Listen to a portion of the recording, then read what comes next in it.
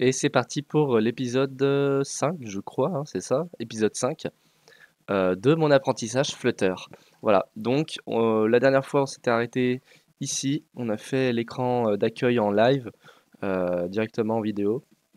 J'ai expliqué un petit peu comment moi je fonctionnais, hein, comment moi je codais. Donc vous avez pu voir ma façon de coder. Je pense que j'avais un résultat plutôt satisfaisant. Je n'ai pas utilisé de variables d'ailleurs, c'est vraiment purement c'est de façon brute que j'ai fait ça. Donc j'aurais pu utiliser des variables, mais bon, on va voir ce que dit le cours de toute façon. Donc c'est parti, je vais continuer. Ok, alors lui, il a créé un widget spécial. Donc il a finalement exporté son code, comme moi je ne l'ai pas fait. Donc on va faire ça maintenant. On va prendre notre container ici. Hop, on va l'arrêter là. Bam. On va l'extraire dans un widget. Donc avec directement extract method, extract widget, voilà, qu'on va appeler donc euh, welcome page, voilà. Hop. Et donc automatiquement, comme ceci, ici on va rajouter un petit const parce qu'il nous fait chier, voilà. Automatiquement on a notre widget welcome page qu'on pourra exporter dans un fichier dédié.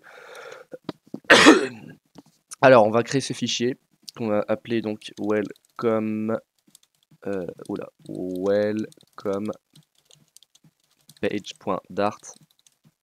On va coller ça. On va importer notre package de .flutter material. Comme ça, il ne nous emmerde plus. onPress start quiz. Ah oui, alors notre fonction start quiz ici doit être dans notre widget. Bam. Donc on va ici, voilà, à l'extérieur. Et donc ici, on va tout simplement importer depuis notre projet donc, qui va s'appeler QuizApp, notre welcome page.dart. Et de cette manière, euh, on a pu scinder le code de sorte à avoir cette partie-là dans un fichier dédié. Et voilà, et si je clique sur commencer, il y a marqué dans la console, le quiz commence. C'est magnifique. Alors,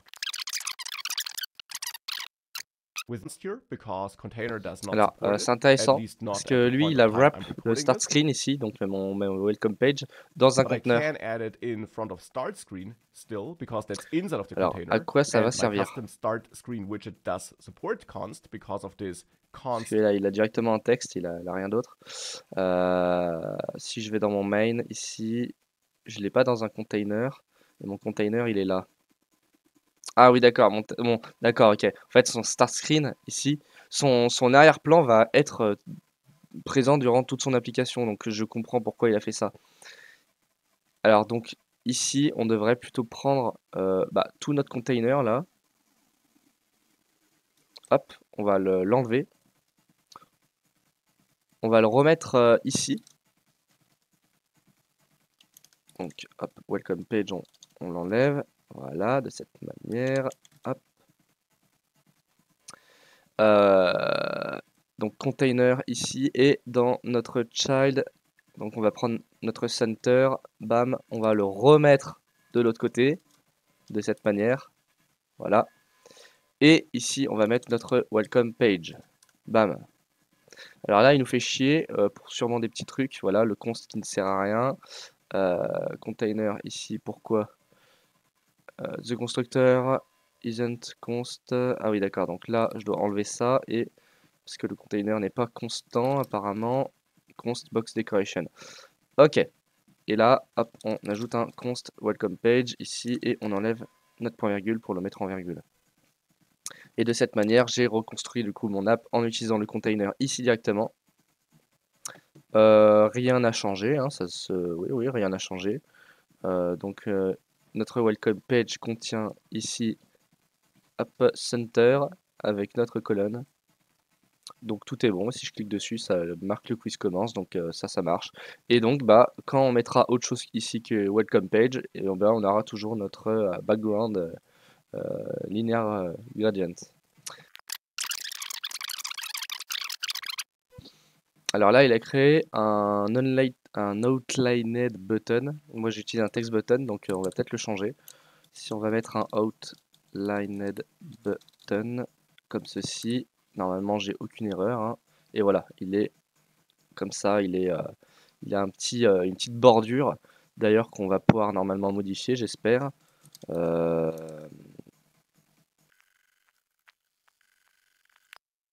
Ok, alors là, c'est intéressant. Donc pour ajouter une icône, en fait là il va styliser un petit peu le bouton, il va ajouter une icône, donc pour faire ça on rajoute juste point icône après notre outline button. Et ici notre child va se transformer en label. Voilà, c'est le label de notre bouton avec notre icône ici qu'on rajoute. Et on met un widget icône. Et les widgets icônes en fait on peut les placer n'importe où, même en dehors là. Ici je peux placer ici, voilà, rajouter un icône de cette manière. Alors pour rajouter une icône bien précise, on va voir And then here you comment on va set the faire. icon argument Mais à mon to avis, on such va an utiliser icon du coup widget. Now this Cupertino icon widget icon. constructor function then needs On va some utiliser icon data. les It icônes actually takes a bunch Apple. of named parameters that Alors can be set, icon but it has one data, c'est positional ça. argument that should be set, and that's the icon data, which is simply a pointer, you could say, at the concrete icon that should be displayed on Alors, the screen. And for this, Flutter gives you the donc utility icons, ah d'accord, icons, which, icons, when used with et a après ça va dot être un here, point offers you a bunch of et tout predefined ce qu'on veut, icons. voilà. Donc si je And tape if you arrow cycle through these icons, you should actually right, also get a preview hop, of on va these voir ce que ça icons, donne. which makes it very easy to Ah pick oui, il just faut the rajouter un right petit one for const. you. Et voilà, alors là, il y a une flèche très très moche, hein. C'est peut-être pas la bonne flèche qu'on a choisie, mais en tout cas, bah, ça marche. On peut même peut-être modifier son style, non? Non, size. Ah, size, ça c'est bien ça. 26,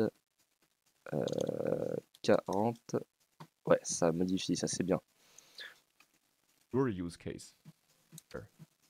Voilà, Of donc course, il a utilisé Alt de cette manière. Ah, oula, alors c'est un peu moche, mais c'est déjà mieux. Et si on change la color en colors white, et bah ça marche, c'est bien ça. Regardez-moi ça. you can use any Alors, je viens de demander à ChatGPT comment on change, parce que c'était pas écrit dans le cours, comment on change le style de la bordure de notre bouton, parce que je le trouve vraiment dégueulasse. Et là, visiblement, il nous dit d'utiliser donc side et shape. Alors side, ça va permettre quoi? Hop, const border side, ça va permettre de changer la couleur et l'épaisseur. Et shape, ça va transformer du coup la forme de notre bordure. Donc c'est le bordure radius par exemple là qui change. Donc ça c'est très intéressant.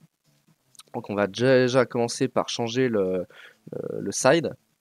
Alors nous sommes dans le style ici avec un font size qu'on va mettre ici et side, voilà, de cette manière. Donc const border side, et juste ici on avait dit, alors on va mettre une virgule à la fin, et on avait dit color, donc là ça va être colors white, et on peut modifier l'épaisseur. Donc on va peut-être modifier width. Si je mets 1, ça va être 1 pixel je pense. 2, voilà, 2, ça épaissit, ça c'est bien ça. Et j'ai pas envie de l'arrondir, hein, j'ai envie d'avoir un truc bah, moins arrondi tout simplement. D'ailleurs, est-ce qu'on peut changer le height? Ah non, ça on peut pas. Hop, voilà, c'est ça, c'est ici qu'on change. Mais même là, non, ça marche pas. Et donc notre shape, juste ici, ça doit peut-être être dans shape d'ailleurs.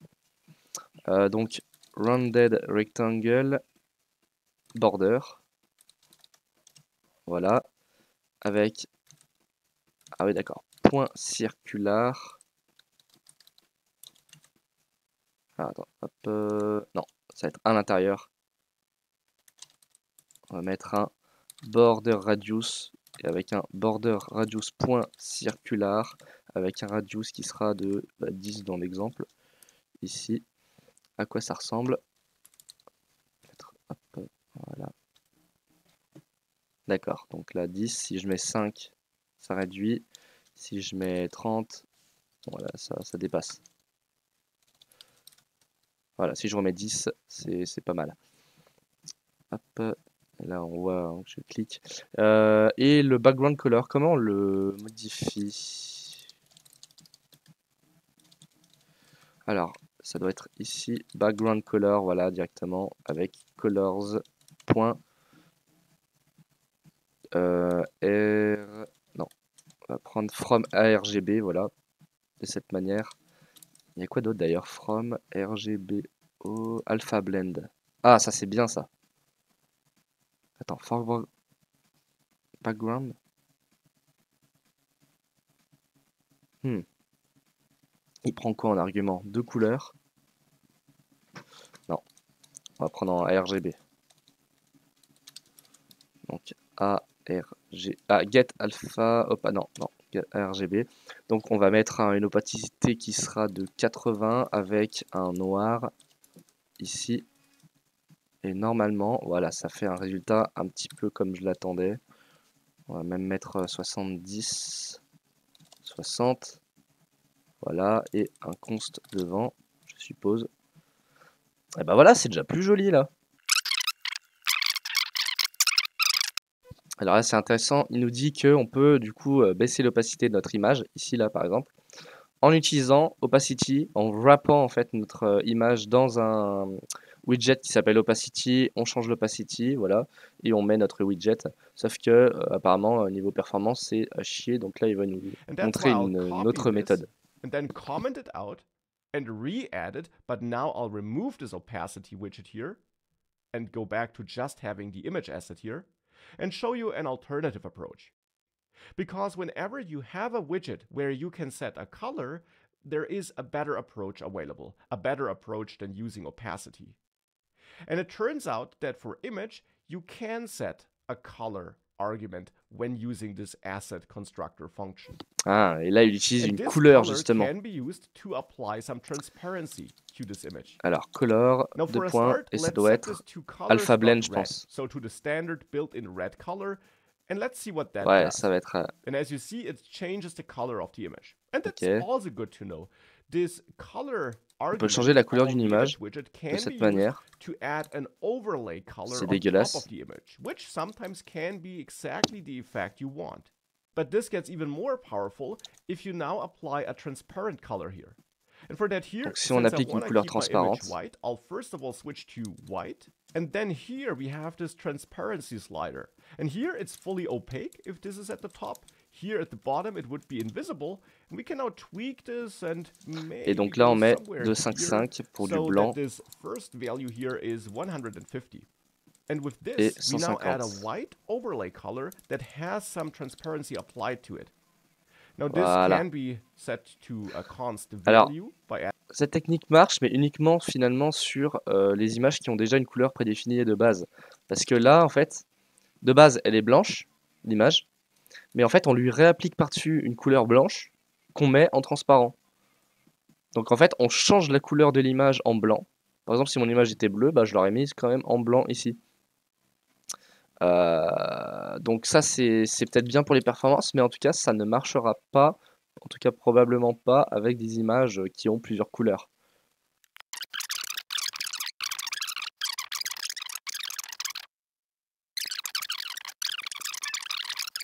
Alors, c'est complexe.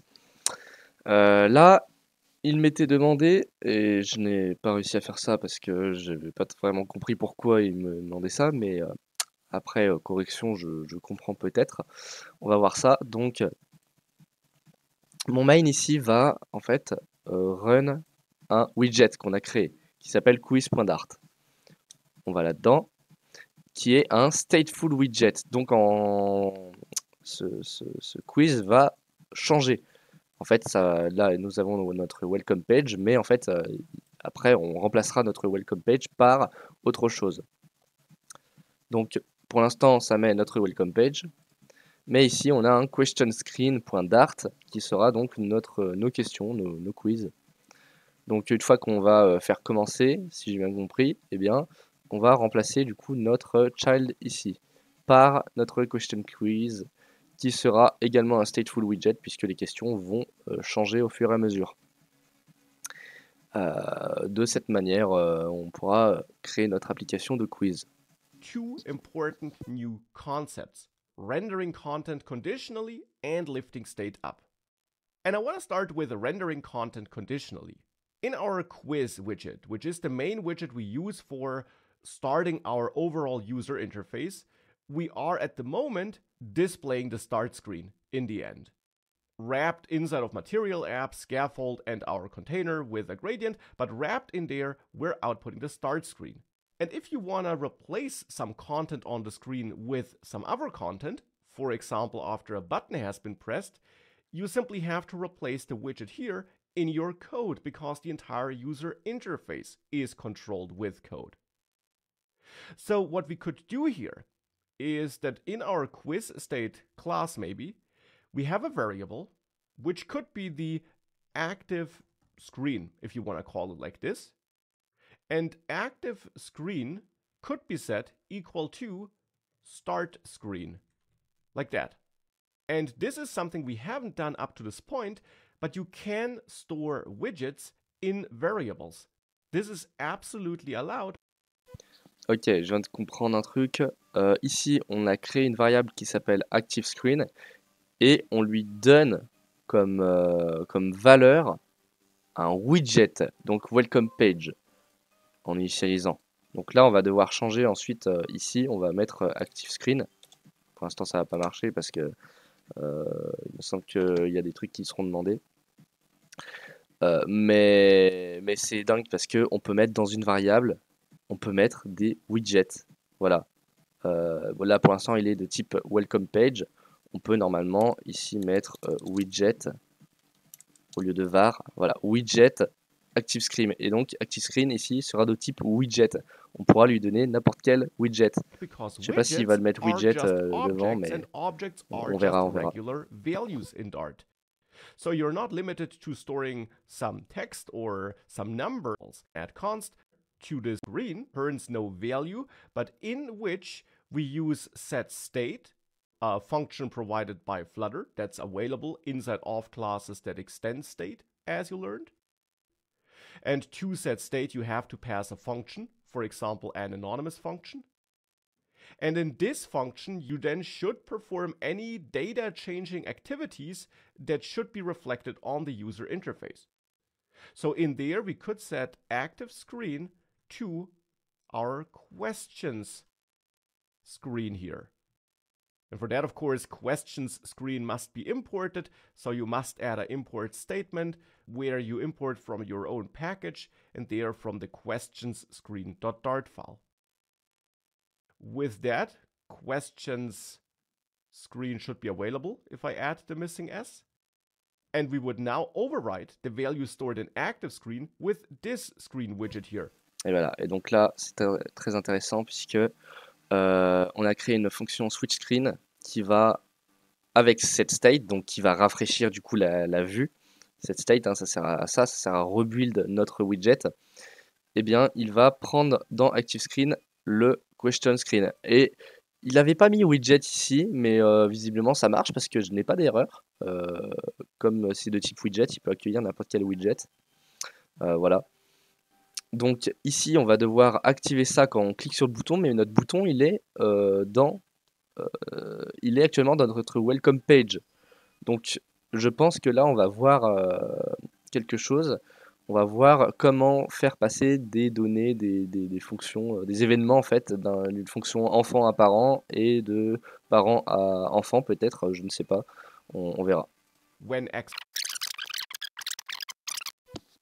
Donc ce n'est pas seulement, ce qu'il vient de dire, c'est pas seulement le parent qui doit comprendre l'état d'un enfant. Par exemple ici Start Screen, quand on appuie sur le bouton, ça va changer la variable ActiveScreen. Mais il faut aussi que l'enfant comprenne à quel état est ActiveScreen. Puisque, alors je ne sais pas exactement à quoi ça va servir plus tard, mais il faut que ça soit bidirectionnel. Alors là, il appelle ça un pointeur. Ici, on va mettre notre fonction switchScreen directement en argument dans StartScreen.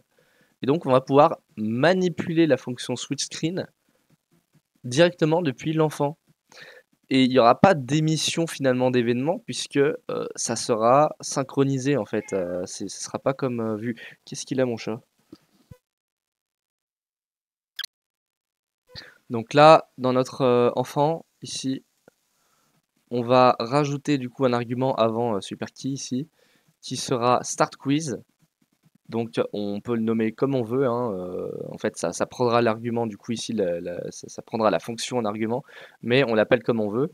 Et je l'ai appelé de la même manière ici que mon void, où ça print le quiz commence. Et il sera de type fonction, void fonction, avec 0 argument à l'intérieur, puisque notre fonction externe ici ne contient pas d'argument, si j'ai bien compris. Arguments, because indeed switch screen Ouais, c'est does ça, not voilà. take any Il ne arguments. contient So pas as a d'argument. value for start. Voilà, c'est intéressant parce que ici, onPress, il a créé une fonction anonyme qui appelle la fonction startQuiz, alors que moi, j'avais directement appelé la fonction startQuiz ici, sans fonction anonyme. Alternatively, we could also replace Ah voilà, this là, anonymous il est en train de function remplacer, et donc with a voilà, il va pointer at remettre start quiz. startQuiz de cette manière. Donc So ça, this là, on est bon. start quiz variable, which we Waouh, alors déjà, il a enlevé le const, ensuite, il a enlevé ça pour le mettre ici. On a utilisé initState ici. En fait, on a défini à la base, ça ressemblait à ça. Hop, const. Et voilà, on enlève ça. Il y a un problème d'initialisation parce que en fait on appelle ici welcome page dans la variable et en fait lui il sait pas ce que c'est, donc il faut faire un init state. Voilà, il faut utiliser ça et donc notre active screen ici doit être égal à notre welcome page qui prend en argument donc switch screen de cette manière, et ici apparemment bah, il l'enlève. We don't need to wrap this with setState here, and we shouldn't wrap it with setState because this will execute before the build method runs. Parce que ça sera, voilà, donc ça en fait ça sera exécuté avant le build. So le init state sera exécuté avant le build de notre widget. To the right value when the build method executes, because init state will be executed. Et donc ça, bah, à mon avis, on n'en aura plus besoin. Therefore, you don't need to call setState here because we don't need to run the build method again because it hasn't been executed at all at this point of time. And up here, we therefore now set active screen to nothing. Ah. Hence, you should add a question mark here to make it clear that. Donc là, ici, notre widget, il est optionnel. Active screen, en fait, de base, quand on initialise, du coup, il n'y a rien. Donc, il sera optionnel. Et à l'initialisation, eh ben, on va définir, donc, ici, active screen avec welcome page, qui prendra en argument, switch screen. Et voilà, alors du coup, hop, donc là, comme on a défini ça de cette manière, donc widget screen, il n'a rien, il est nul en fait, je sais plus, non, il est nul, il n'est pas undefined.